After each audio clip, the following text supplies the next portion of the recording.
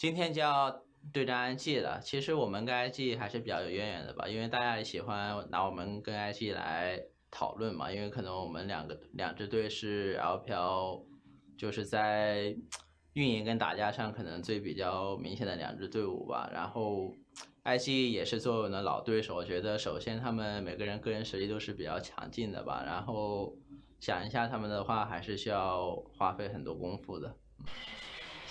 Xiaohu saying, hey, we've played them before, but things might be looking a little bit more tough this time with how IG have been playing recently. And again, these teams have played a lot against each other during this season. So far, it's 2-3 in series in favor of RNG, going 2-2 during the regular season, but 8-7 in terms of games. So IG, clearly a team that can keep pace with RNG if they can just close it out. Yeah, it's always been close. In fact, I'll even go farther back than that. Yeah. 2017, remember when IG couldn't qualify for Worlds? That's when they started bringing in Jackie Love for scrims, and the rumors about Invictus Gaming's performance was coming out. And in fact, it was them versus RNG, and because RNG was gearing up for Worlds. And that's where that rivalry really started for me, because we got to hear about Invictus Gaming stomping. They come into the spring split, they start stomping again. And we talk about historic performance for Invictus Gaming, because in the regular season, they were chasing history in their regular season wins. They just didn't find any losses until RNG. That's the thing. They always fall short at the line. Invictus Gaming went 38-2 in regular season. They went 18-1 or something like that in the spring season, but they were the team that lost in the playoffs. They were the team that is now at risk of potentially losing in this playoffs as well, but they win the regular season. So when it comes to that crunch moment, it seems to be when these players crumble, but you actually have to take a step back from that point and say, well, why were they crumbling? For me, it was the AD carries of Invictus Gaming. If you think back to what they were as AD carries, it was West who made that Tristana jump in Game 5. West isn't here. It was Jackie Love that made an aggressive decision in Game number 5 that ultimately did make a big part of them losing that set. Well, Jackie Love's in form today. So I don't think any of that is strictly the reason why these teams will lose today. And I don't think history repeats itself in that they lose in playoffs by failing to get there. I think it's that RNG just may be the better team on the day. So then let's get into that. What's the differentiator for Invictus Gaming? If it's not the AD carry diving in and ending up out of position, or rookie not crumbling under pressure, is it actually just coming down to RNG being better today? Remember, while I said Invictus Gaming chasing it domestically, RNG are just an international behemoth. They are known right now internationally as the best team in the world, so it's very unlucky for Invictus Gaming that they found this success right now. So they're chasing up against what is a monster. So I do think it's going to be more about team-based situations. Xiaohu said it best when he was saying that we saw two styles of RNG, just team fighting and then just something more around macro play. Invictus Gaming need to find that macro play, but when it comes to team fighting, they're getting shut out. Yeah. Certainly an uphill battle for Invictus Gaming if they want to try to match in terms of that. We already saw them try to play towards that early game in Game 1. It didn't quite work out too well with that early skirmish that we saw from Karsa, despite double flash being All right, man. Right in the middle between us. We'll have to move this stool when we get a little bit. Fair. But we have to talk about how the early game is going to be decided in this series, because that is what gives all the momentum to Invictus Gaming. Again, they're a lane kingdom team. If they don't have a lane kingdom to play towards, then RNG, clearly the favorites. I mean, when you actually look at the draft as well, IG didn't pick for only winning lanes across the board. They did something very different in game number 1. That's the Akali pick. So they prioritized Akali, which normally you'd say goes into the hands of Rookie. That's a good thing, Rookie with Assassins, but that's not Rookie who controls his lane and controls the 2v2. So they swap the Akali top. They give him Lulu to make sure they can keep tempo with RNG where it matters most, which is the jungle mid lane duo and rotating and pivoting around the map. But that is something that, to me, it feels like it hurt them just that little bit, because now they come back, they've got an Akali in top lane. Akali didn't find the best access into backlines, didn't teleport at the best of times, and more importantly, they didn't hide him well enough. They didn't find him points where he could get into those flanks. He was reacting with everything, where a lane control based champion like the Urgot that they could potentially pick as well will open the floor up for them to have a much more cohesive type of draft. That's why I don't want to see Akali in the series, because both of these teams rely so much on mid lane pressure. In fact, Rookie going towards the Rise a lot of times, and we know him as red side Rookie so frequently trying to get the counter pick matchup. Both these teams are choosing red side, and mid lane has been the prior reason for that. So knowing that, you pick up an Akali, sure, you ban out the Rise, but there are so many more counter matchups that actually give you the push. That has been the issue of today's game. So that's why both these teams bringing Akali into the top lane and you run the risk of these team fights where you do rely on flanks to come through, and if it doesn't happen, then you fail. And that comes back to the vision between the support and the jungle, how they set up their teams to collapse and look for these team fights. Ming and Karsa have been so on top of it throughout the duration of the series by just constantly tracking down Karsa, tracking down any of the threats. And Karsa, such a cerebral player that I hesitate to call it a gank, a dive, a team fight, whatever that was, where he caught Jackie Love and forced IG into a bad position. If he's playing that level of mental game, then Ming's got some stepping up to do. The thing is, that was reactionary as well. Yeah. So he actually went in because Jackie Love threw the arrow first. Jackie Love threw the Blade of the Ruined King on him as well, and all in to find the first target that he could find. And merit in the decision from IG. RNG picked a composition that first game that was nearly impossible to execute perfectly, but they found ways to navigate team fights as a result of that. I know you mentioned it before. Kaiser can switch directions. Lee Sin individually has to play it perfectly. The Galio enters the back line, or the front line rather, wherever the Kaiser is, and they swap positions. To be able to team fight and on a dime swap positions, so hard to execute against what's meant to be just a front to back. We've got the Urgot, but it's not hyperkinetic position reversal, but it might as well be with how they played out that composition. Yeah, so that's why when you're going up against this composition, if you're Invictus Gaming, one thing I would love to change is so much your style. The top lane, get the Akali out of there, make it so you can rely on a strict front-to-back basis, which is why the change-up that they've made between Game 1 to Game 2 is what matters the most. Not the carry top lane, not the split pusher of the Shy, but now coming in with Duke. Now I've got to ask, can we rely on IG to play that split, that front-to-back with Jackie Love stepping up like that in Game 1? Things might look a little bit different because, as you said, Duke is on your screen right now. IG, not only are they on Red's side, but they've also swapped out their top laners. And that's why I want to see the Ornn coming out. Something where he can walk up rather than Jackie Love. Jackie Love was put in a position because in the draft, if he doesn't hit the Enchanted Crystal Arrow, they get no fight. So he had to walk up and rely on his own positioning. So for Invictus Gaming, have that brute force tank that is Duke that can start it all off. And the Shy does not play tanks. Duke can play carries, but he can also play tanks, and that's where the difference is made. I think Cho'Gath's actually a fairly big pick right now that they should be considering. Urgot obviously is a big deal, but Urgot more often than not will start to get banned away, you'd have to imagine. So that's where you look at Duke. Can he play the Cho'Gaths? Can he get a big tank up there and be that second added factor into the team fight? Globally, we've been seeing so much more Sion that I expect Duke to pick it up here in this game, where you already see, based off the stats of the Shy and Duke, KDA's there for Duke because you're fighting, you're scrapping. And the damage has been there for the Shy because he's been doing it in the lane. And opposite day, from Spring Split, the Shy was the one they wanted to come in for Invictus Gaming. Duke could be the one that starts. The Shy is the hero that would come in, but Duke lately has been playing out of his mind. Remember that he got a full split of time to practice with IG, to play with them and to learn how to grow with this roster as well, because the Shy was out with injuries. And we don't know if he hit full form or not yet, but we know that Duke had found that form. He's a world champion is what you have to remember. And while the storyline of spring semifinals was that they brought in Duke, it was not a practice Duke. They had put in the Shy throughout the entire split that when Duke came in, he wasn't ready with the team. The communication wasn't there. And so the communication came in down packed in the summer split where team fights were so strong for Invictus Gaming. So I don't even call this a weakness now for them. And we've got to say, Duke has been so hungry to try and take wins so that he can play more games with Invictus Gaming. When we were at Rift Rivals, Duke and the Shy were in the room across from us, across the hall, and he was passionately speaking to the coach, put me in, I need to get a game. I need to prove to the world that I'm not a one and done, a world champion and out, that I am still relevant. And his summer split performance, as we've been talking about, has been absolutely spectacular, but we've got to get back to how he plugs in differently with the team when Ning plays with Duke versus how when Ning plays with the Shy. Yeah, Ning's one of those players that, again, if you've got a tank on the top side of the map, you tend to bring him down towards the rest of the team. So that's a place that you would be looking at with Ning. He was able to potentially play on that bottom side even in the first game. Then you think about the added fifth member that can more consistently exist or come down towards and assist you. It's always something to consider. I also think that Duke can do something along the lines of going towards mid lane, especially if he gets the Sion and has that extra added map impact where he doesn't need Ning. He doesn't need that extra person to be there. And we got the scrappy games and when they were going up against JD, and it felt like in that matchup, we're going to get a little bit more of that, a little bit of that 100 Thieves ARAM. And I think when it comes to Invictus Gaming, that's not something they run away from anymore.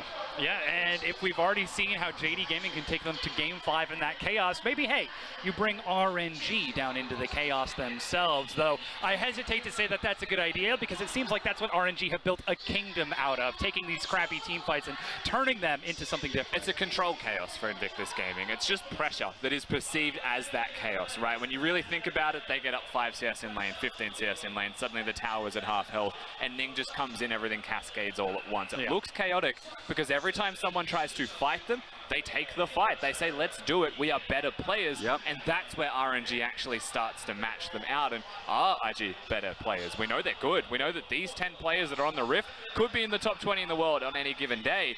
But can they actually beat RNG in the 5v5? That's why if it comes to just the individual players, I know that Rong, Let Me in the top lane has been coming out. It's been a standout season for him. Going up against Duke and the Shy is still a test at the end of the day. The top side is still there for Invictus Gaming at the end of the day. And remember from Invictus Gaming, coming into these team fights, they've been starting to pick for it. That's why Champion Select is going to be so crucial, because Zach has been coming out of Ning so frequently now.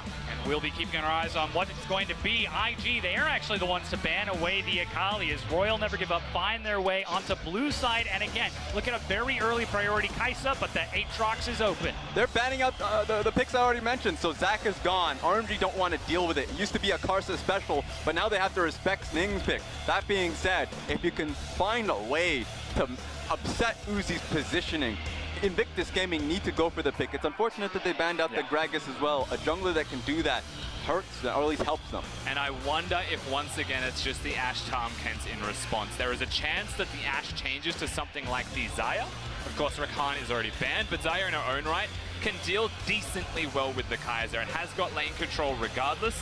The risk is, of course, if a Soraka shows up against you, you're going to have a pretty bad day. Now, I don't think we'll see the 80 carry pick just yet. Tahm-Kench was the priority to take that from RNG, and I like that a lot. Yeah, no need to rush that right away, but Royal Never Give Up trying to limit away JackeyLove as much as they can with that Varus ban and the very early Kai'Sa pick on blue side. They don't even have to show that much against it, but a Jace hover being looked at from Royal Never Give Up as they see the Urgot on the other side. And Karsa, he's just toying with the crowd right now as Talia gets locked in. Remember, that is a blind pick Talia. Electrocute got nerfed. So for the damage coming through, we saw Karsa still have a great performance in the Talia in the playoffs. But he has to know that he's going to be picking into an all-in jungler. Something like I would say a Nocturne is actually a pretty good option. Let Me says Duke comes in. He wants to play tanks. Let's pick the biggest one. There we go. Let's pick the best tank that we can possibly find. That Sion secured now for RNG in the top lane is a big power pick. It makes you wonder what Duke will play in response to that, or if he is in fact the Urgot, and it goes top. We'll see where that ends up being flexed, as like you mentioned, it is a bottom lane focus from Invictus Gaming as they will once again ban away Ming's Alistar. Poor guy just can't get a break. That Gragas, that Rakan, 3 potential bans towards him as he's been putting up work over the past few weeks. But IG on that red side, we've got to wonder, will we see red side rookie? They do get an extra ban for themselves this time. There's no need to get rid of the Lissandra as they do not have an Akali. So there's a chance they go towards another support. There's also a chance that they pick towards the middle lane and they try and take something big away from Xiaohu to give a favorable matchup for rookie.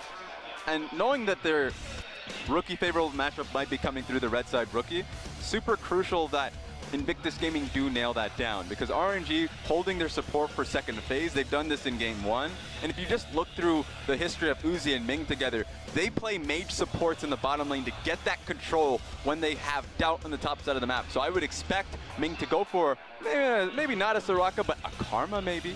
Running out of options now though, that's the problem. Yeah. I mean, that Braum that you mentioned in game 1 could be open as we're just counting down the list with the coach of RNG, Coach Hart, trying to get his team towards that golden year as Royal Never Give Up with the 1-0 in this series. I mean, it might be crazy, but opportunities for things like a Zyra, maybe the Thresh, something that you could consider here forming. Give a bit of extra pick into their composition.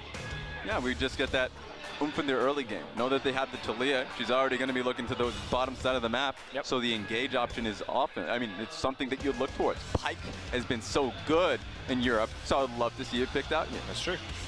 Now we're looking at the jungle pick for Ning. Once again, that Xin Zhao being hovered as Kane swapped out. Okay. In. Wow, it's been a while since we've seen Kane, but Ning with a smile bringing it back. It's his favorite champion. When he came onto the Rift, initially with Invictus Gaming, we got to see Ning's Kane. For him to bring it out once more, it's styling. I want to see what he can do though. Knowing that the all-in engage, I expected the Nocturne. We already know that he got banned out with Lee Sin and Olaf, but now we get to see what his answers are into Karsa's Talia. And you're right, he was the one that brought the Kane out first, and it's a risky champion to go for because you take so long to scale up.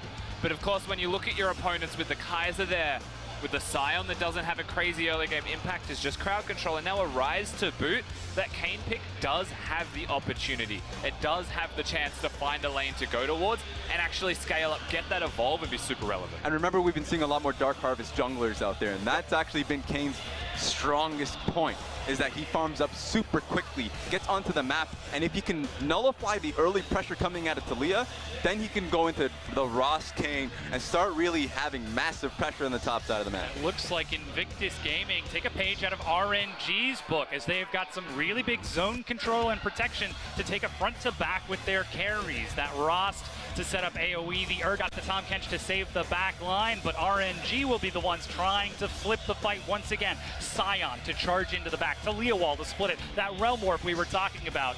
It all comes down to these fights once again. And the big question is always going to be, how does a Kane fit into IG's composition? We may actually get a chance to see this happen on the Rift. The thing I want you to consider is that if Kane finds Uzi, if Kane finds Kaiser, you can follow her on that magical journey through the rest of the map if she ults away. If she ults to your team, you're right there with her. Got the crowd control, got the chance to lock her down.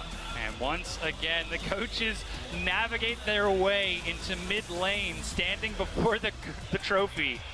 Wait, he touched that Coach trophy? Hart, Talking to each other right now. He's the defending champion coach. He can afford to touch the trophy. All right, that's Raz. fair. All right, I give it to him. I give it to him. But if you lose the next game, you can't touch it until the last one.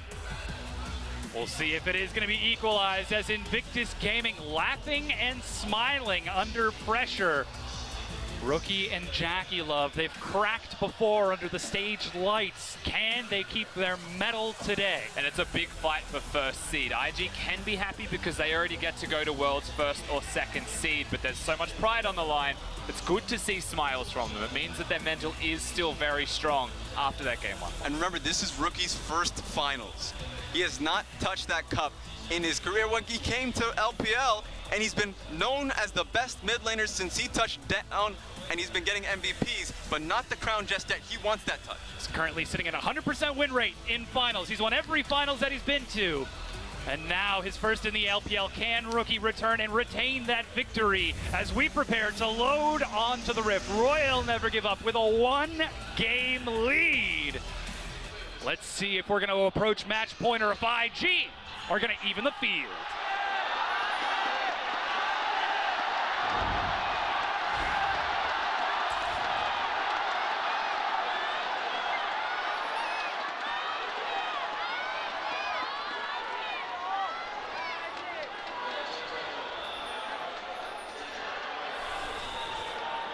I can only hope that everyone at home can hear just how loud this crowd is here for us in Nanjing, because it is absolutely deafening when they all roar in unison in support of the teams today. And they just don't stop until like first blood happens. I mean, right now, tame. You gotta be focused. Don't want to mess with the players on the stage because they're gonna hear you. So honestly, you're at a point where Ning comes out with that Kane. Dark Harvest King. He wants to farm it out. I wonder if he can, because remember, the top side of the map is going to be pushing into him. That's Invade coming through. Sweeper. 3 members from RNG forcing Ning out from that red buff. He turns onto the Raptor camp as the red buff is being stolen, and RNG engage in a lane swap. And it's important to point out how good Kane is at soloing the Raptor camp out by himself. Is he going to smite it? Ming with the auto. Doesn't get it. Ning slows it down, but gets level 2 by clearing out the camp. Very risky, holding on to a smite, but he had to do it. Oh no, that's good, that's good, that's good, that's good. I was wondering who was doing it. I was a little bit afraid. Letmy's going to get the red buff. He's going to deny that vertical jungle away from Ning as well. Remember, that's a vertical jungle, that's a Scion, that's a lane swap that RNG have enacted here that they have put into play. And right back out onto the map. Let me on this Scion. Now in a very hard lane, has to catch these minions as they are crashing in, and Ning will be spotted trying to make his way to the red. Duke is going to have such a hard time. He wants to be able to take the matchup so he can abuse Let Me, but Let Me having red buff, the glacial augment, if he finds a pick, he's going to go at you, and he has the sustain. They're getting the autos. Baolen taking aggro. I don't think you can do this. Half health. Jackulov takes a hit. Let Me with the first auto. He's looking for Ning. What are you doing? I don't know, buddy.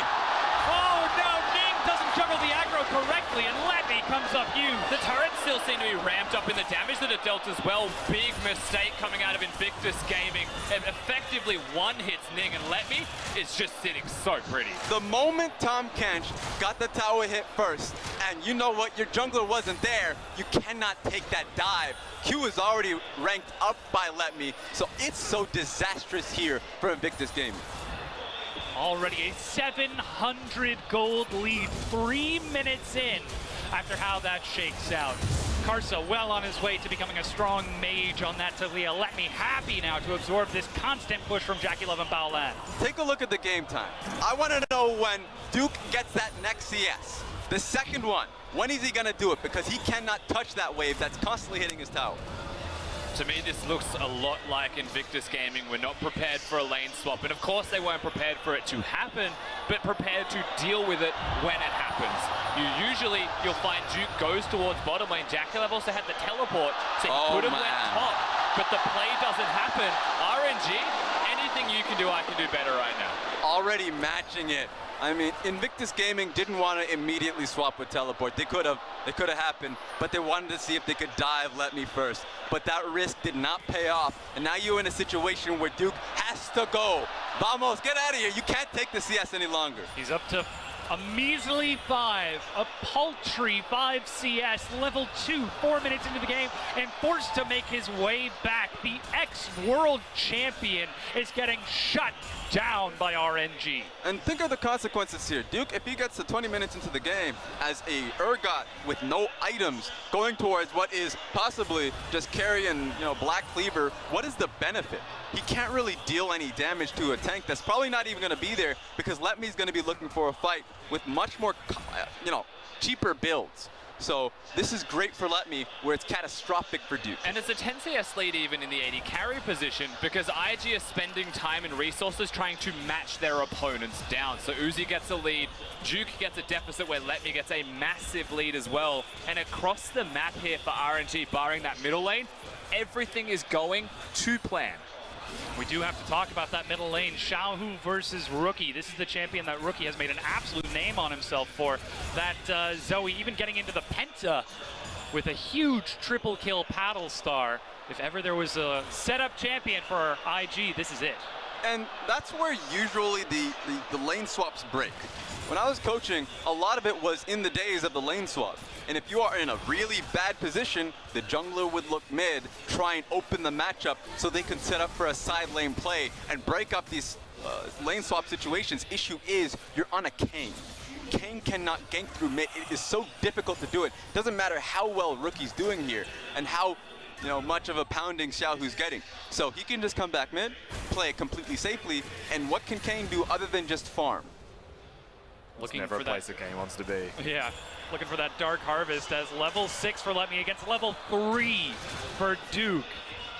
Let Me just being a bully, walking under the turret, doesn't harass, doesn't take the trade as Ning is scrambling to keep pace with Karsa. And it's just so daunting here. Duke has to take that wave.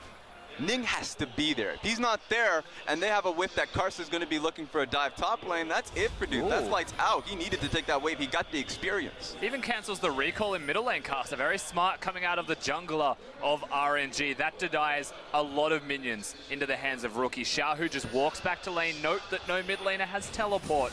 So the time that it's going to take him to walk there, that's pretty much a cleared wave for Ryze. That's also a level 6 Ryze who is just shocked that can leave his lane and now has that added ability. So RNG playing smart, knowing full well that if they unlock their mid laner, they can dive. That semi-global composition has so much mobility. If they ever want to take a fight, they can find it. As Ning will finally finish off his red buff. Still not quite level 6, rushing as close as he can, but Karsa level 5. And when you're in a split side lane right now, You can get a gank here. Here we go. He's been spotted. Ooh, a heal allows Baolan to sidestep. Threaded volley forces Jackie Love back. There we go. I mean, nice that they were able to get out of that situation. It would have been incredibly unfortunate because that would have been an Infernal Dragon as well. That's how much is on the line in the bot lane. Yep. That being said, here's the issue. Ning wants to get to Rast. How is he going to do that? Skirmish up. You're being traded up on sides. This is actually the first time that the lanes have met, so you can't really look for it. It's going to be rough for him. And when you really think about it, Ning's only viable target for Rust is Let Me. And you can hit the Scion for certain. You can deal damage to the Scion, but that's not the place you want to be on the map if you want to control this game right now. Uzi and Ming are consistently pushing. Caster is consistently on the bottom side of the map. And if you show top lane just to hit Let Me to get Rast a little bit closer, you are suffering the consequences. Look at that. Ning. Oh no. Gonna have to try and defend this. That's the Devourer used. Auto attacks if they're moving under the turret. Ming takes aggro, and here comes Let Me out of the base! Didn't even see him disappear, but it's 2 kills to RNG! But they heard the calls, and that's it. The 2-2 train riding right up board, and that was the killing blow on a Jackie Love. Very good stuff here from RNG, following with what was an early lead into an early snowball. That's the first turret blood as well that'll go solo to Uzi. That's 600 gold into his pockets. 2 kills for Let Me, and there is not a chance that Duke can actually deal with that Scion. This has gone from bad to worse because RNG, you can't give them leads like this. I mean, you could see the gold difference. It's 800, nearly 900 gold lead for Uzi as a result of that, even in mid, but a 300 gold lead for Karsa, and Let Me in the top lane is 1,200 gold ahead of Duke, who's still level 5 to Let Me's level 7. Finally, he ticks over to 6. Okay. Now he can finally execute someone, if he can ever get into a position to do so. But the matchup has completely changed. The damage, oh my goodness, speaking of damage, Xiaohu, please get out of there. Yeah, he doesn't go towards Merc Treads or a Nullifying Orb by any means. Oh, Nullifying Orb, Null Magic Mantle. He goes towards another Mana Crystal, so he's actually very fragile in that middle lane. Of course, Cleanse and Flash available, so he won't die. But you can see Rookie has got control. That is the one place for IG where there is control. And it could give direction to what Invictus Gaming's next plan is. If you can hit another Sleepy Trouble Bubble, you have a Tom Kench that's trying to find an out of this lane. He can look for a situation around mid, send Jackie Love there as well so he can get the Enchanted Crystal Arrow, sends a dive for Ning as well. I love that option. Just needs to have some freedom in the bottom side of the map. Now Rookie with push in the mid lane.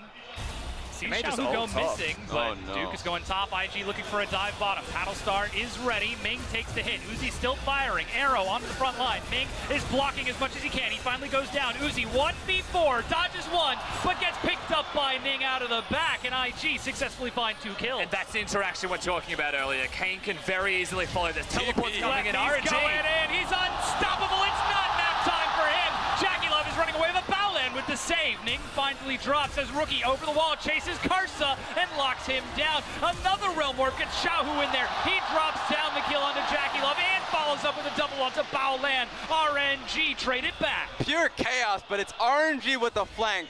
The Ron coming in and being able to just demolish Jackie Love and Baolan. They had no way out. Again, RNG are the ones controlling the chaos in this game number 2, so they are the ones set to succeed.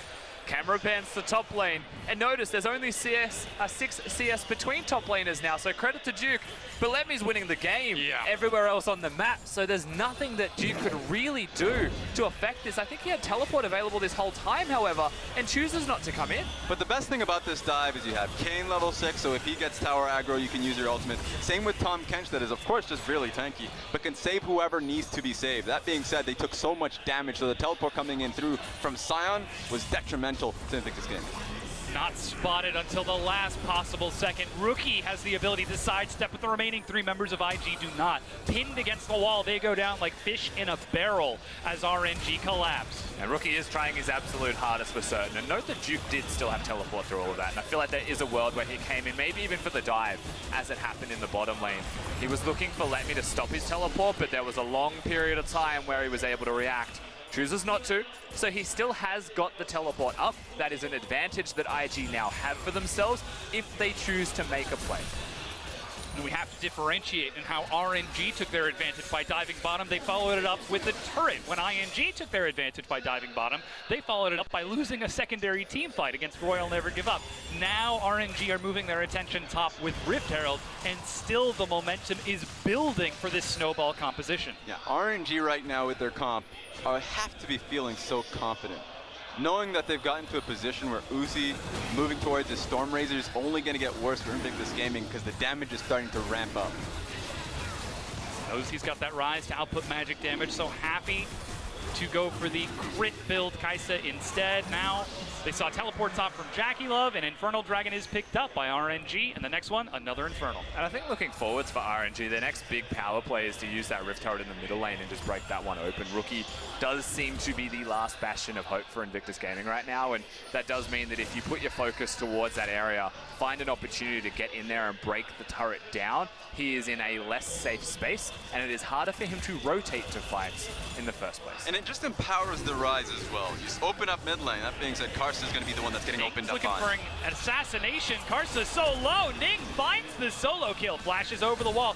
Trying to go one-on-one against Xiaohu as Xiaohu picks up red. And Ning just gets in and out. Super well played, just hunting towards the red buff. Ning is finding something out of nothing. The fact that he gets that solo kill in the first place, Talia going down, Karsa being on the red buff side, being on the bottom side of the map as well, does mean that he was looking towards mid lane potentially, while RNG were diffusing the top side of the map. So that does actually buy so much time for Invictus Gaming overall. And he gets the evolve. That must have been the difference. Wait a second. He's gone for the wizard build. I have no Could idea that what very that's well be the AD? I don't remember because of the skin, Assassin? but he's got a Yeah. wizard's hat, so I think it is the assassin build. Oh boy, Ning trying to go for the high damage. Remember, it was the same style for IG in game one. If they can kill Uzi, they win the fight because of so many damage threats from IG's side, and RNG just need to keep him alive. Yeah, But it is. Ning, Wow. So they have no tanks directly in that composition. It's a Black Cleaver for the Urgot. It's a Tahm Kench that builds Zeke's usually we've been seeing lately. So he has a single tank item, but it's not a dedicated tanking role. It's defensive. They have, once again, they've supplemented what was the Akali in game number one for a Kayn in game number two to take someone down immediately. arrow catches Ming. Karsa sets up the counter play as Ning goes in and gets knocked up immediately. Flung. Baolan gets the save, but Ming goes down. Lemmy dives it, but that's 5 members of IG hugging the turret. It's Duke going in. He found Xiao, who pulls him forward. Ready for the execution and finds another one.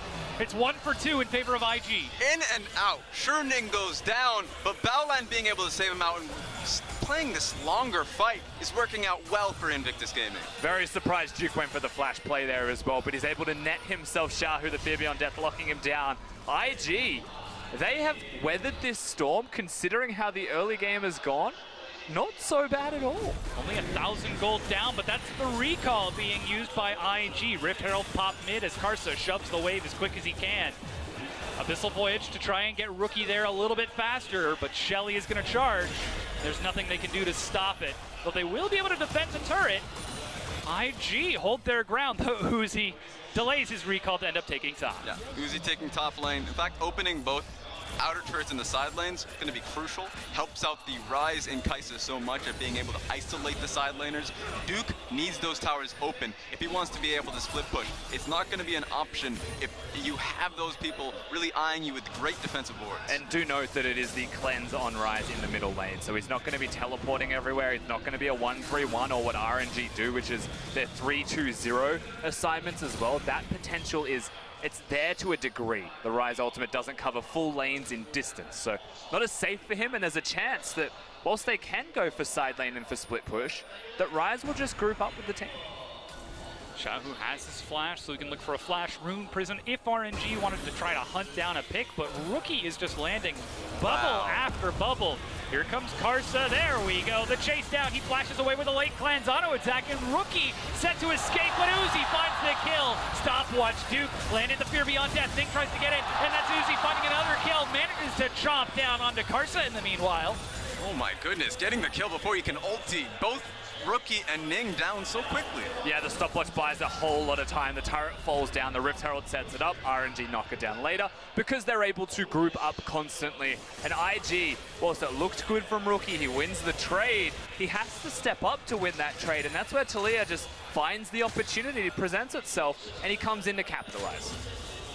And that's the semi-global composition from RNG in action. Karsa with the Weaver's Wall, Uzi with the Killer Instinct if he wanted to try and chase it down. The only thing we were missing was Letme. Freight training his way down, and speak of the devil himself. I mean, you're not going to go over the wall, Yeah, but you're certainly going to scare them away. I was half expecting him to just flash and start charging a knock-up. But no, he decides to take the safe route instead, and instead heads up top. That being said, expect the unexpected. I remember seeing a top 5 play from a Rise Scion composition, Latin America. So that being said, here's the opening here. Rookie getting eye on 4 people looking for the kill. And sure, you have Urgot and coming through along with Ning, but that's simply not enough. Yeah, and of course, Uzi able to lock him down with the W. Caster with that stopwatch denies the Fibion death for a significant amount of time.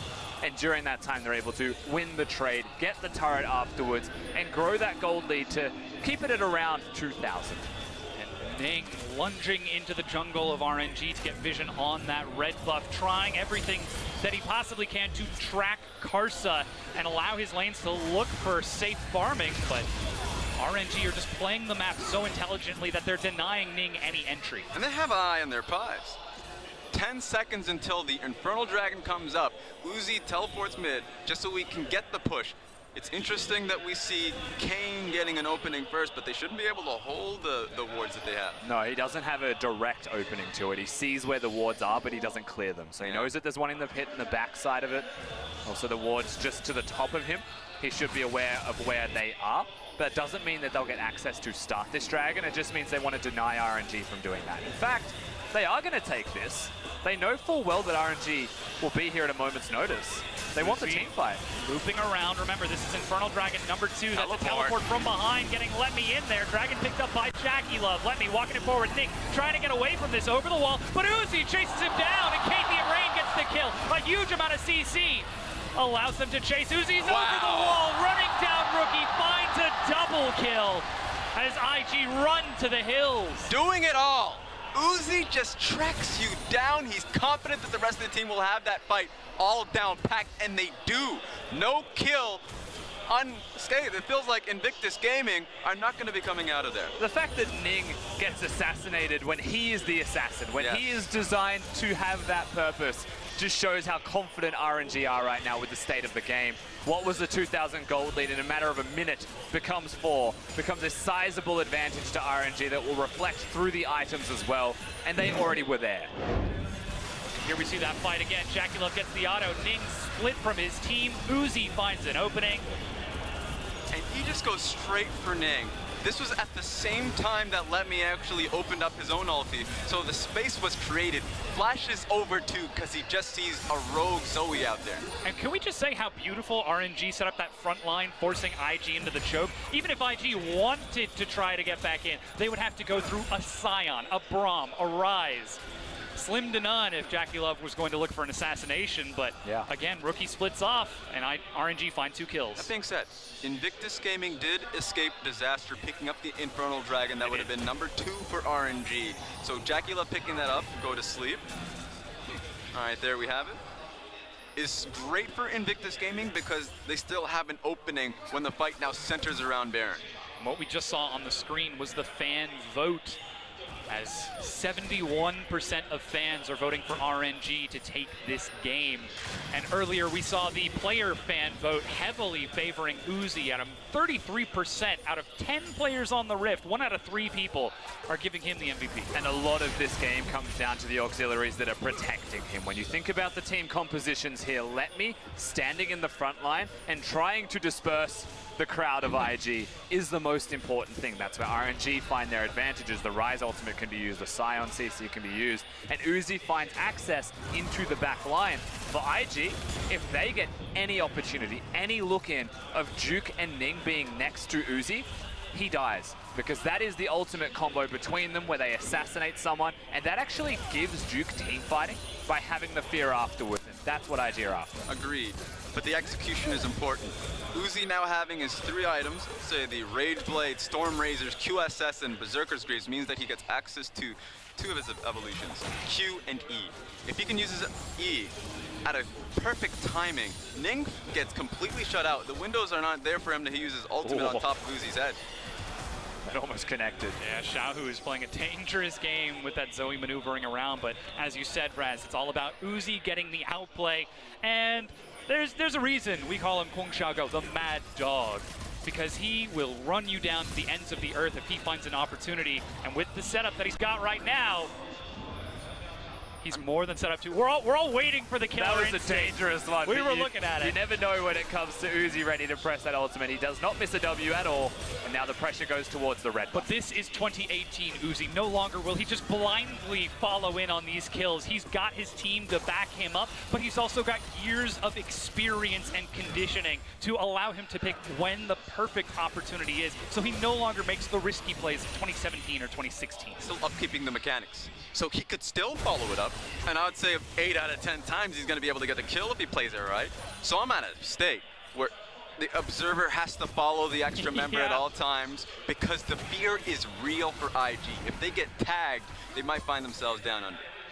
And we were thinking that IG would be the best composition, best competition that the LPL could provide against Royal Never Give Up. This was the final that was supposed to be in spring, and it went to Game 5, but so far in this series, RNG are just showing how many leagues further they have grown. It displays a lot of preparation on RNG's side for the early game, for the place where IG are meant to be forging these leads, to the point where you're expecting RNG to hold the fort scale till late game, something that we did see in the first game when IG get those advantages. This playbook from RNG just completely demolished IG's early game and puts them into the team fighting type of position where IG don't have the lead, and that's when they start to crumble. And remember, they could just turn it off. Say that we're not going to team fight you, RNG can, and just say we'll Rem Warp when we've actually pushed you completely out of your red side jungle into the Baron pit and try and burn it with our AD Kai'Sa. They can do it super easily. So RNG's done it during the regular season. Invictus Gaming have to know that and have that in the back of their heads. That's why they're contesting so heavily around the red side jungle, because they do not want to get pushed out. They cannot afford to lose that distance. They're just trying to maintain vision over that Baron, but 4,000 gold down is giving a pretty hefty advantage to RNG. 2 items in the mid lane, 2.5, looking at 3 for Uzi in the bottom lane, but now Karsa, perhaps feeling himself a play, is Letme sitting back in base with his teleport right off cooldown. Yeah, we're ready to have some games around this middle lane. Definitely a place where RNG and IG, once again, if they control it, access to the Baron. And the mid lane is what really decided the last time IG and RNG faced off week 8 of the regular season. It was Rookie on the rise, flashing over the wall, getting the kill onto Ming. That's a big flank. Yeah, he's just looking for it. So RNG, they're looking in the middle lane. Ning, you can see him on the bottom side, is looking for them when they go to the Dragon. If he can get a flank off at all, that's where the assassinations come across. Think back to Karsa's Lee Sin in game number 1. For a point where they were in a deficit. If you find the backline access, and he is looking, but remember, RNG, they've pinged exactly where he is even though they don't have vision. They are aware. Uzi's back to base. He's got teleport to get right back in, but that's a very forward ward. Goes to the turret instead to take it safe as he's finished off his runehands and races to catch up. But Dragon is up and IG are in position. That's the 3rd Dragon, so they both have to fight for it to see if they can get the 2nd one. Ming hawks over the wall. Now he's been spotted. He's got the smite ready as Dragon resets. Oh no, he's Paddle isolated. Stars from Rookie. That's the play of the Ring King. Jackie Love is the target. Balan with the save, but a Realm Warp gets them in. No! They've left Uzi behind. They need to save it, but Letme is able to get there and keep him safe. Ning forced to use the ultimate as it's melee in the front. Uzi goes back in and runs it down. Letme keeps him alive, and though 3 members of RNG are dead, the core of the composition is still alive. Uzi is firing away. They lost track of him. The moment the Rise ulti came in, they're trying to figure out who followed who. Flash of Cathian Rain. He is doing so well this game, popping off of the team fights, and that's a second Infernal Dragon for RNG. You can tell he wants the trophy. RNG with the team fight victory. Looked a little bit confusing at the start based off the Rise ulti, but everything works out in the end for Royal Never Give Up. Now they have control with 2 Infernals. You see the scuttle taken, top lane cleared. Baron is where they set up next. It's so hard in those mucky team fights when the Rise ultimate goes through, trying to figure out what's the point of the fight. Invictus Gaming thought it was just trying to stick on top of Jackie Love. There we go. That was the Abyssal Voyage to get the bottom lane of IG onto Let Me, and they lock it down. Baolan with the kill secure. Oh, don't get me down now. Uh-oh. He's got to be able to protect Jackie Love. He's running as fast as he can. Run, Jackie Love. Gets away with his life, though the turret is broken. And Royal Never Give Up, scrapping over everything. That's a Glacial Augment sign I want to let you guys know. That guy's going to chase you down. Uzi takes the hit, but there's Ning over the wall, knocked away, dashes forward. Karsa can't close the distance. Ning escapes. He was on worked ground, so only the single pebble comes out of Karsa in that situation. Could have been the kill if there was more than one to be seen. But with Ning off the map, they're turning onto the Baron. RNG are just running up the pace of the game and giving no breathing room to Invictus Gaming. Yeah, Hawkshot coming through. Not enough time to give you. You have to let it go. RNG with Baron. And they do it with Let Me Dead. They find the opportunity because they get Ning so low. They find map control that they should have had already from the fight that they won. IG do not get entry, do not get access, and they're able to lock that one down. You see this fight again. Now keep your eyes peeled on Ning, who flashes to burst them out. He now has no flash and is exhausted next to Uzi. So also it looks like Uzi's left alone. That's genius. Yes, but also remember when the ultimate from Rise came out, Uzi had the option to join his team. He backed out at the last second and knew that he could take the flank. So Uzi, recognizing the team fight situation, that he's fine alone. So well played from him. I've seen this before. Too many times. Now he knows he hasn't been spotted. Still looking for an assassination, but you can see the damage in that last fight. Rookie coming up huge to try and equalize, bringing it down to a 2 versus 2 at that Dragon, but he couldn't get to Uzi. And now that the red buff is being taken, he's finished off his Mercurial Scimitar. That crit Kaisa is going to do some big damage. And you would say it's not Rookie's job to find and assassinate Uzi, really, when the team fights happen. You're looking at Duke, you're looking at Ning, and you're looking at what they can potentially get done. If a front-to-back happens, Uzi is the one who dictates how he's going to die, basically. Is he going to ult into the backline and go crazy? Or is he just going to kite away from the assassins that are sprinting towards him? Right now, he's got the QSS. He's got a Braum next to him with Cleanse. Rookie's actually got a very hard job in this game now as he starts to scale off and everyone can get out of his bubbles. There's a Braum, there's a Beasting Scion. What is a Zoe to do when you start getting grouped up on? Your Sleepy Trouble bubbles, your actual DPS, just diminishes so much with the tanks tanking it all. Ning constantly looking for a flank, hunting for a way in, but RNG are relentless with this vision and keeping Uzi safe so that he can escort wave after wave. Xiao, who's split pushing top with the Realm Warp, can absolutely follow up as that Void Seeker splits in between, but the next wave crashes and RNG set their sights on this tier 2, and there's nothing IG can do to stop it. Trying to hole in Baolan, not gonna happen, so close. Weaver's Wall keeps IG away from the minion wave. Finally, they step up, but RNG still playing it safe in between every single one. Ning, I believe he just missed the way over the wall there. But this is the least threatening flank. Remember, he is Blue King, so his flank's there just for a kill. But if he ever looks for it, Uzi's going to be able to get out of it. Zonya's there for Xiaohu, so the main burst of the ultimate of the Kayn is just not going to be relevant. Issue here is, what does Kayn do to start a fight other than just be an annoyance? Duke forced to back away as the next wave crashes. Ning walks up, lands a slow onto Ming, but doesn't take it. Uzi firing shot after shot. 4 full items to the 3 items of Jackie Love. And remember that Uzi has gone towards the AD build. In game number 1, he was AP, so he's gone for AD with the removal of Urgot from their team composition. Less assassination on a single member needed. He wants the pentakills in this one. He's looking for the 5v5. He's looking for the full front-to-back fight. Righteous Glory, Blade of the Ruined King slows it down. Void Seeker, Uzi continues to hold on to the Killer Instinct. Just keeps the threat as he's pushing wave after wave. Baron for 10 seconds, but a slow onto Ming. Uzi dodges it. RNG are doing such a great job at feigning a dive. Not saying that we want to dive you. I don't think you can follow up on this one. Arrow onto Xiaohu. Rookie lands forward, separates Uzi from the fight with a trouble bubble, but Baolan steps up, and Uzi's chasing him down. That's Baolan dying. Ning gets it slow but doesn't tag it. Now they found Duke. He's forced to back under the turret at such low health, but look at the shred. Oh, so One close. auto. He dives in, looking for Rookie. Finds it as they find the kill. Ning will separate him from his team. Dives inside with the Shadows trespass, but RNG right on top of him. Locked down yet another kill. Flashing over the wall to chase down Jackie Love and Casey in rain. Triple kill to Uzi. Look at Rookie though, he wants to 1v5, he has The body to. block the auto, they keep him alive! A quadra kill! Royal never give up. The team finally die to Rookie's Ignite. It's pretty much a double ace between them. Caster is still here with no mana, Ming with no health, but they have got time. The inhib drops, but Baolan's alive. Maybe they don't even get the single inhib, he's ulting in. Yeah, he could do this. Let's go. Big catch, baby. Take him to the court. Baolan's working it down. That's the Ignite. One down, Come one here. to go. Flung away. You have no mana. Let's go. Baolan's on the prowl. Karsa is just turning and running. Get next to the terrain. Whoa, that was he flash. flashed. Go to Baolan. Get over here. He landed it. He's continuing to chase one more. Oh, come on. Misses the tongue lash, and Karsa escapes. It was so close, but guess what? Guess who was the MVP of that team fight? Rookie sacrificed himself to get the last Ignite kick, the kill on Uzi that would have ended the game. Yeah, that was a stone's throw away from the entire game ending. You'll see the fight here again.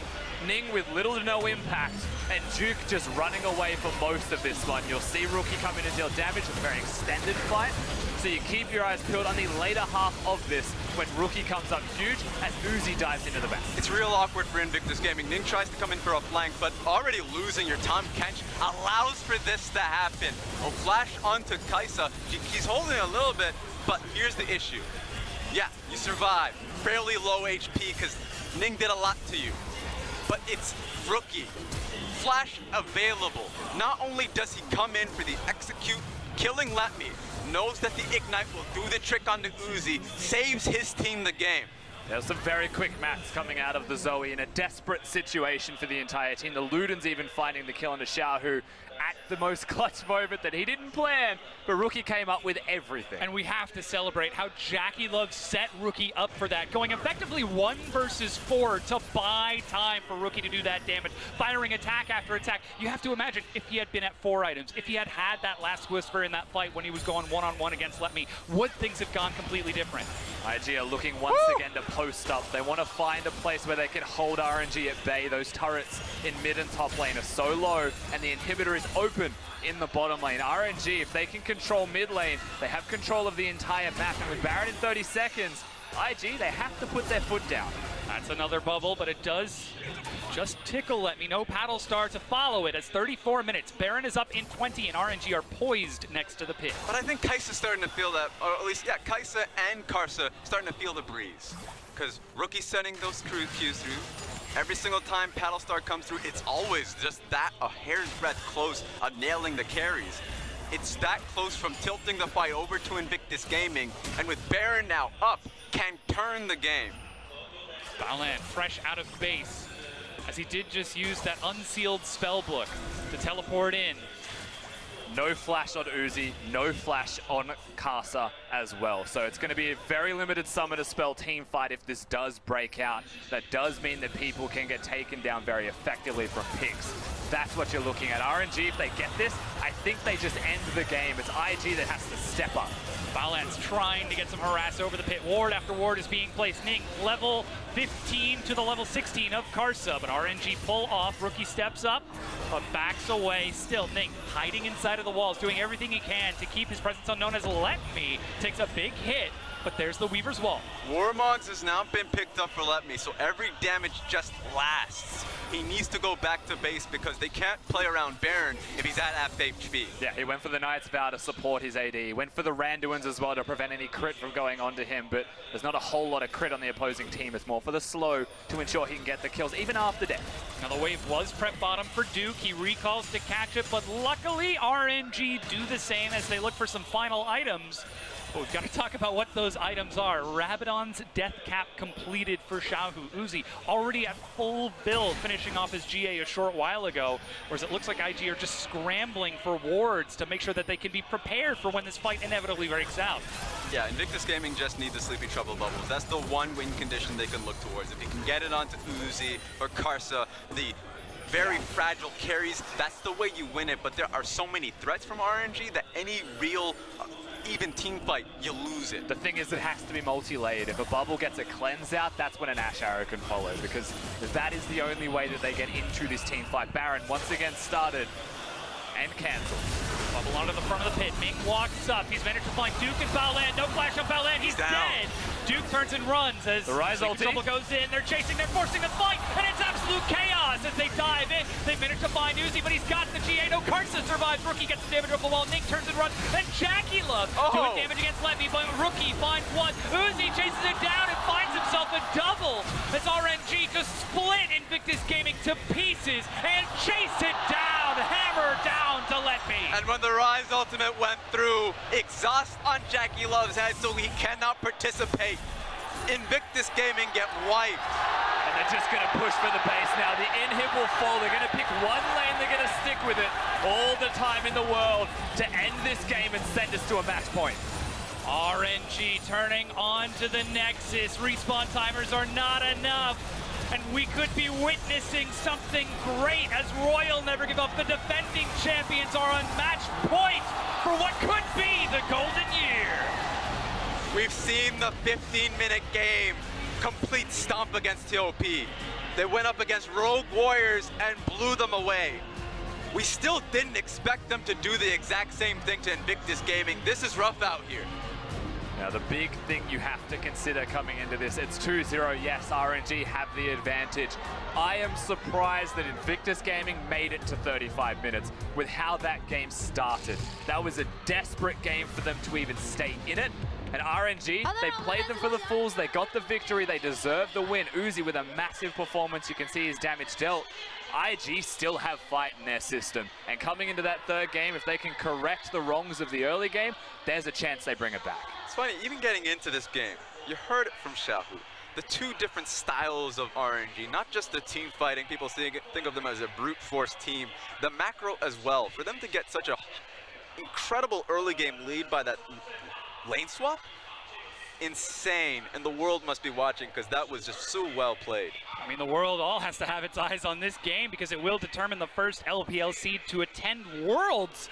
And Royal Never Give Up, we were saying IG would be the best competition to provide a challenge. Yes. If Royal Never Give Up, 3-0, clean sweep, the best competition the world can provide, we've got to start to wonder what is next for this team. Can anyone bring them down? Yeah, it's just a scary prospect to consider for RNG. They are on a roll right now, and I don't know if anyone can stop them, but if anyone can, it has to be Invictus Gaming in the next game. Yeah, well, we'll have to find out if they can. It's time for our analysts to break down that game 2 RNG win. Thanks, guys. Great cast. And, well, we got what we wanted, but I can't help but say not like this. You know, we come into the second draft, we look at the mid lane, it's like, hey, we got a carry in the mid lane from Rookie. But then we look at the jungle, it's like, not you too. Don't, no, don't. And then we look at the draft right here and just fell apart coming out of that early game from RNG. Now, the first thing that you do need to take notice is that Ning is known as a Kane player. He was the first one in the LPL to bring it up. I think he might have been the first one to bring it into competitive just because of when the LPL does start playing. And so it is a signature pick for him. That said, that did nothing. That was basically a 4v5 that entire game, but the theory made sense. All right, so I have to go through why this happened. Invictus Gaming, they have 3 pushing lanes in the early game. They're looking at the main carries to be the jungle and mid. They can do anything in the opponent jungles. And RNG, they're really smart. They read the situation and they do the lane swap. They put Invictus Gaming so far behind. At this point in time, Ning cannot still have the mentality that he's going to go for Assassin Kane and think that he's going to go big DPS because he's not going into the enemy jungle anymore. He's not even going past the river. Yeah. You need to go the team fight and the Ross route. And that's one of the big mistakes. But then again, we still have to go back to the main point. RNG, the reason why they did the lane swap was because Invictus Gaming, they had no other win condition rather than dominant lane. They don't have team fighting comps and they don't have split push. So it's all about the laning phase for Invictus Gaming. And if RNG can just put that into a 50-50 for the early game, they're so far ahead. Which means that the playstyles that we set up all the way at the beginning of the day are staying true all the way through it. The fact of the matter is that this is a ticking clock, and both games have been tick-tock for Invictus Gaming. They ran out of time, they got run over. Fact of the matter, they can't team fight. So throw this out, start playing those side lanes, start going back to different picks. I'm not really liking the Urgot for Duke or the Shy. I don't think that was necessarily Duke's fault. He did have some good plays on it, but ultimately I want something like the Jace. Like, I think you need to gamble it all and actually have more threat or a different type of play style, because I can't do this against RNG. Yeah, it's not bad, but you need more to come from this roster, and it's 2 games in a row where both your strategies have fallen short. And again, on the opposite side, you have RNG. Every time they execute a strategy, it works out perfectly. If we take a look at this early game coming in from them, so smart to shut them down in the early game, having the Scion move to the red buff, take this one away, go back to base, and eliminate the vertical jungling coming in from Nick. And the big thing is that RNG actually start the chain first. So they actually deny Duke before he hits level 2, but around this tower dive, Letme's already level 2. He gets the extra experience, extra HP, and skill. And again, credit where credit's due. That was very smart from RNG. But what the hell was Ning thinking right there? Like, completely desynced as, like, Tom Kinch is walking. He's like, I got the tank, man. That's fine. Ning's like, tank right now, got it. And just gives away first blood for free. Yeah, it was a sloppy game across the board coming in from Ning. The committal to go for full AD Kane after that point as well, even being on the back foot. And you're right, like the Urgot, it didn't do anything wrong, but it fell very far behind coming out of that lane swap. That's a level 2 Urgot just waddling around when you've got like a level 6 Scion running him down. I mean, that was just a feel bad for Duke. There's nothing more he could have done. His jungler effectively got shut down. The game was thrown away from him. And again, he still had good plays trying to come back into some of those, you know, early to mid-game team fights. It just, that was never going to be IG's win condition. We saw that, like, IG are down in the lane phase. They were supposed to dominate the lane phase for this comp to work. Now that they haven't, it's simply a matter of time before RNG closes out. Yeah, I mean, they called it out on cast of weather the storm, but weathered to what? It's still the apocalypse for you. You know, you're still going to lose when the game goes on. Exactly. If we take a look how the bottom lane dives, when I actually really like what Invictus Gaming did. They actually tried to make something happen on the bottom side, but there was no plan B. There was no exit strategy. And RNG, they had a way just to put them in the mousetrap. Yeah, and this was an easy rundown coming from their side. Actually, this is before that team fight happened. Letme's already very far ahead in the map, and he's just able to do these plays. He was 3 levels ahead of the Urgot early on, so the map ability is absolutely massive. And this is the play you were talking about. And this actually makes sense. Again, you look at the map, you're like, okay, this is a great call from Invictus Gaming. They feel that RNG are committing elsewhere on the map, that they have an easy dive. And who expects RNG to double down like this and for Letme to come up so huge, as well as Xiaohu chasing on the back half? And this is why you cannot give Rise over towards RNG. They're so good at these semi-global opportunities. Hey, EDG might be out of the playoffs, but every team in the LPL has a bit of EDG right now. And it's not even just about the Rise. Constantly look for map mobility in all of RNG's compositions. They run things like the Tom Kinch, which is why Invictus Gaming, not only are they trying to protect Jackie Love by picking it away, but ultimately, if you give that to Ming, how they can dissect the map with that semi-global ultimate is disgusting to watch. Tom Kinch, Rise, Talia, Scion, these types of picks, you just get beautiful performance from RNG across lanes. Yeah, and it's from every single role, whereas we look at Invictus Gaming, it seems like, all right, now it's my time to shine. It's like 1 by 1 or maybe 2 by 2, but they're constantly with that one hand behind the back. It doesn't feel like they're all firing on all cylinders. Yeah, Invictus Gaming, I don't think they're flexible enough to take it to RNG. RNG right now, they're showing a lot of different styles, and also the execution level is so much more higher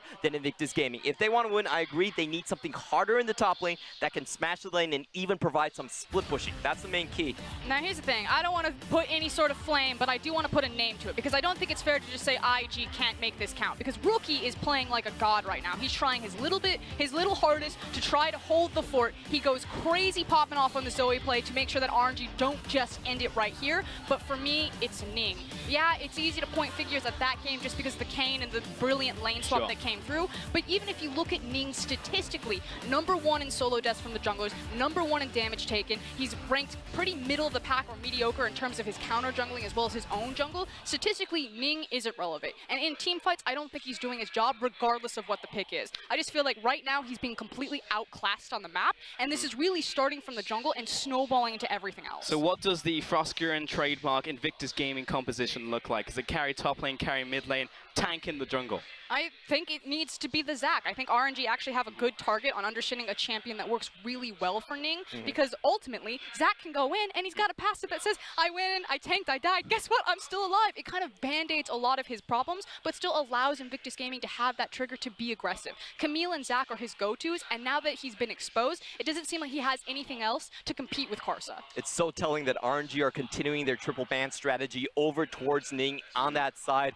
I don't really think the Ning is the answer.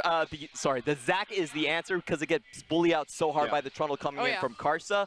But like you said, you need to look for another win condition rather than win lane. RNG, they're no slouches in their early game. They might play slow, but their individual performances are actually very, very high. So you can't expect to win lane every time. I think that's the main pitfall that Invictus Gaming are falling into right now. I mean, the problem is you're getting the Mad Dogs to come out of the gates, and he's not even breaking a sweat. He just gets to farm all the way through the early game and then smash people in team fights. He's going to take out a man of the match, and he's larger than life right now. Look at him. But here's now the real question. It's 2-0 up. RNG possibly looking at the 3-0. Do you pull MLXG and Abel? Do you put in Zatai? Do you mix up the roster just to put salt in the wound? He hands Abel the revolver and is like, you take the shot. Is this how this is going to end? I have prepared them. Yeah, it's like, how bad does that feel if you're Invictus Gaming? Because every time you fall at the final hurdle, and right here, it's just like RNG might be toying with their food.